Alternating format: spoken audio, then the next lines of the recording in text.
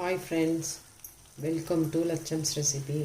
இன்றைக்கி நம்ம சேனலில் கொத்தமல்லி இலையை வச்சு தான் நம்ம தொக்கு பண்ண போகிறோம். ஆந்திரா ஸ்டைலில் எப்படி செய்கிறதுன்னு பார்க்கலாம். லட்சம்ஸ் ரெசிப்பியில் இன்றைக்கி நம்ம இந்த மாதிரி ஃப்ரெஷ் கொத்தமல்லி இலை வச்சு தான் ஆந்திரா ஸ்டைலில் ஒரு தொக்கு பண்ண போகிறோம். எப்படி செய்கிறதுன்னு பார்க்கலாம். இதை நல்லா தண்ணியில் உப்பு போட்டு நல்லா அலசி எடுத்துக்கணும் கொத்தமல்லி இலையை. அதுமாதிரி ஒரு 2-3 தடவை நல்லா ஃப்ரெஷ் வாட்டரில் கழுவிட்டு அதுக்கப்புறம் தான் செய்யணும். தண்ணி எடுத்துகிட்டு அந்த தண்ணியில் ஒரு ஸ்பூன் உப்பு போட்டுக்கலாம். உப்பு போட்டுட்டு இப்போ இந்த கொத்தமல்லி இலையெல்லாம் அதில் வச்சு சேர்த்து நல்லா அலம்பிட்டு உப்பு தண்ணியில் வச்சு அதுக்கப்புறம் எடுத்து ஒரு 2-3 தடவை நல்லா க்ளீன் பண்ணிடணும். மண் தூசு எதுவும் இருக்கும்ல, அதெல்லாம் க்ளீன் பண்ணிவிட்டு காட்டுறேன். சுத்தமாக இருக்கக்கூடாது. பாருங்கள், தண்ணியே இல்லை பாருங்கள். ஃபேன் காற்றுல ஒரு 5 நிமிஷம் துணியில் அப்படியே விரித்து விட்டோம்னா தண்ணியெலாம் மாறிடும், வடிஞ்சு போயிடும். இப்போ இதை எடுத்துகிட்டு ரஃப்பாக கட் பண்ணி எடுத்துக்கலாம்.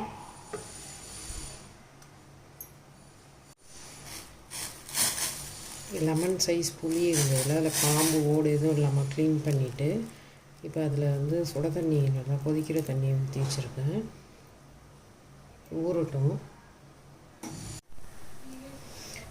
இப்போ கொத்தமல்லி தொக்கு செய்கிறதுக்கு வறுத்து அரைக்கிற பொருள் என்னென்னு பார்க்கலாம். 2 டீஸ்பூன் அளவுக்கு தனியா சேர்த்துக்கலாம். இது குட்டியாக இருக்குது ஸ்பூன், அதனால் என்னென்னு போட்டுட்டேன். அதிலே ஒரு ஸ்பூன் ஜீரகம் சேர்த்துக்கலாம்.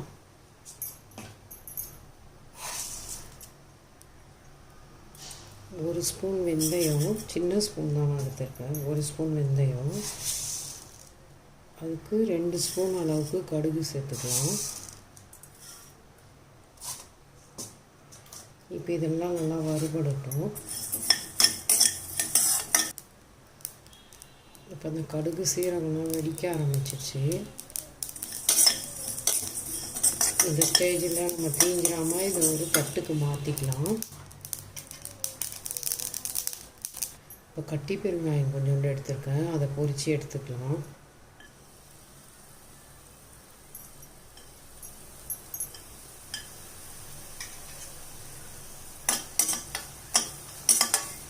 இந்த அளவுக்கு செவந்து வந்துருச்சு பாருங்கள், நல்லா பெருங்காயம் பொரிஞ்சு வந்துருச்சு. இதை எடுத்துக்கலாம் நம்ம. இப்போ அந்த எண்ணெயிலே இந்த மிளகாயை வறுத்து எடுத்துக்கலாம். இது ஒரு 25 ஆந்திரா ஸ்டைல் கொத்தமல்லி தொக்கு தான் நான் இப்போ பண்ணுறேன். ரொம்ப சூப்பராக இருக்கும். இந்த மாதிரி மிளகா நல்லா வறுபடணும். வறுபட்டோம்னா எடுத்துடலாம். நம்ம இந்த மிளகா உப்பி வர ஆரம்பிச்சிருச்சு, எடுத்துடலாம் அப்படியே.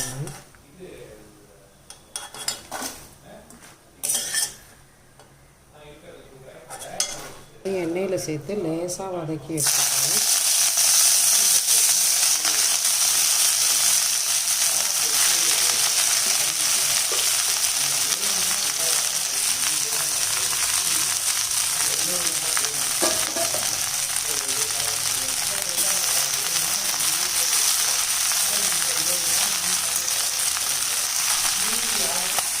தண்ணியே ஒரு சொட்டு கூட இல்லாமல் இந்த மாதிரி கட் பண்ணிட்டு வதக்கிக்கோங்க. அதில் விரித்து பூண்டு பல் ஒரு 10 சேர்த்துக்கிறேன். இப்போ ஸ்டவ் ஆஃப் பண்ணிடலாம்.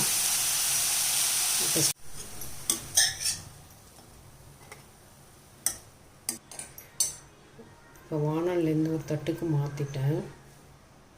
இதை ஆறட்டும். இப்போ பாருங்கள், இந்த வறுத்த மிளகா, பெருங்காயம், இந்த கடுகு, வெந்தயம், தனியா, சீரகம் எல்லாத்தையும் இப்போ நான் மிக்ஸி ஜாரில் சேர்த்து பவுட்ரு பண்ணிடுறேன். பவுட்ரு பண்ணிக்கணும் ஃபஸ்ட்டு. இதெல்லாம் வறுத்த பொருளெல்லாம் மிளகாயை போட்டு ஒரு சுற்றிட்டு இப்போ பாருங்கள், வறுத்த எல்லாத்தையும் பவுடர் பண்ணியாச்சு. இப்போ இது கூட நம்ம வதக்கி வச்சுருக்கோம் இல்லைங்களா கொத்தமல்லி இலை, வதக்கின பிறகு இந்த பூண்டை போட்டு ஆஃப் பண்ணிவிட்டேன். இதை ஆற வச்சு எடுத்துகிட்டு வந்துருக்கேன். இதெல்லாம் அதில் சேர்த்துக்கலாம்.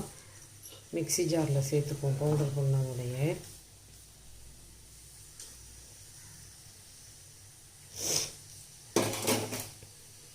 இந்த புளி ஊற வச்சதையும் அதில் சேர்த்துக்கலாம். அந்த தண்ணியை சேர்க்க தேவையில்லை.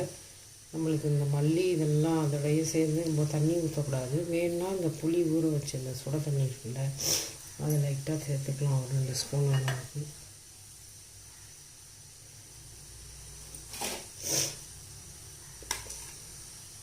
இதை அரைச்சிட்டு வந்துடுறேன்.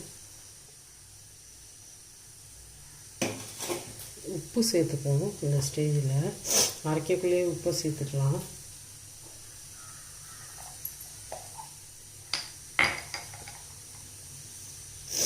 இப்போ நான் அதில் 1 ஸ்பூன் அளவுக்கு உப்பு சேர்க்குறேன்.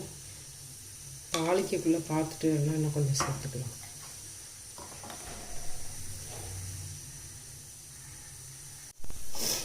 இப்போ பாருங்கள், அந்த வறுத்ததெல்லாம் பவுடர் பண்ணிவிட்டு அதுலேயே இந்த ஊற வச்ச புளி வதக்கின அந்த கொத்தமல்லி இலை எல்லாத்தையும் சேர்த்து அரைச்சிட்டு வந்துட்டேன். இந்த அளவுக்கு நம்ம கன்சிஸ்டன்சி இருக்கணும். அப்போ தான் சாதத்தில் பிசைஞ்சு சாப்பிடும்போது சூப்பராக இருக்கும். இப்போ எனக்கு இந்த உப்பு காரம்லாம் எனக்கு போதும். நான் அரை உப்பு தான் சேர்த்துருக்கேன். நீங்கள் வேணால் இன்னும் கொஞ்சம் உப்பு மட்டும் சேர்த்துக்கலாம். காரம் உங்களுக்கு இன்னும் கூட வேணும்னா நீங்கள் இன்னும் 2 மிளகா சேர்த்து போட்டுக்கோங்க. சூப்பராக கொத்தமல்லி தொக்கு ரெடி ஆகிடுச்சு. இப்போ இதுக்கு தாளிப்பு கொடுப்போம். இப்போ கடாயை வச்சாச்சு. கொத்தமல்லி தொக்கு தாளிக்கிறதுக்கு நல்லெண்ணெய் தான் சேர்த்துக்கணும். அப்போ தான் சூப்பராக இருக்கும் சாதத்தில் பிசைஞ்சு சாப்பிடக்குள்ள.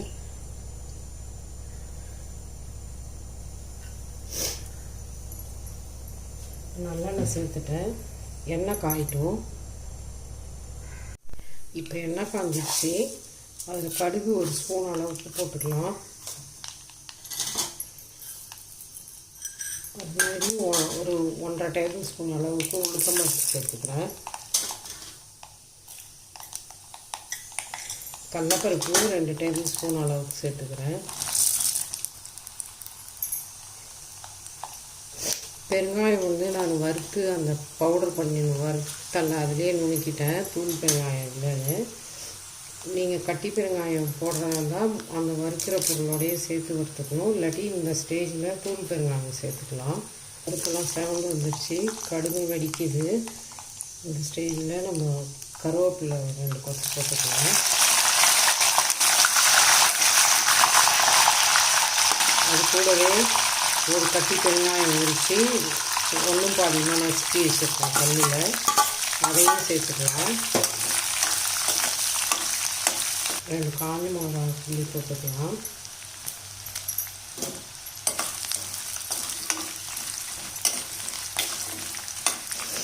பூண்டு கொஞ்சம் வதங்கி வாசனை வரும்.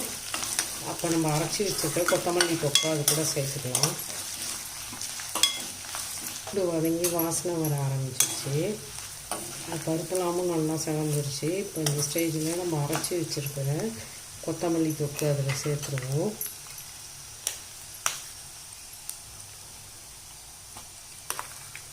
தண்ணியே சேர்க்கல. நான் இந்த ஊற வச்ச புளி கொத்தமல்லி வதக்கணும்ல, அது சேர்த்து அந்த ஊற வச்ச தண்ணியிலேருந்து ஒரு 2-3 ஸ்பூன் அளவுக்கு தான் நான் அதில் சேர்த்துக்கிட்டேன். இப்போ இந்த ஸ்டேஜில் நீங்கள் உப்பு பார்த்துக்கோங்க. உப்பு பத்தலைன்னா கொஞ்சம் உப்பு சேர்த்துக்கலாம். அதில் மஞ்சத்தூள் போட மறந்துட்டேன். இப்போ அதில் ஒரு 1/2 டேபிள் ஸ்பூன் அளவுக்கு மஞ்சத்தூள் சேர்த்துருக்கேன்.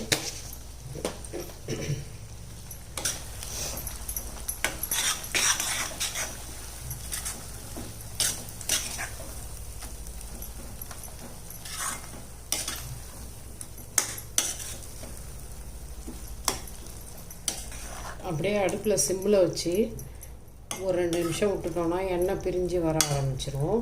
அப்போ ஸ்டவ் ஆஃப் பண்ணிட வேண்டியதான்.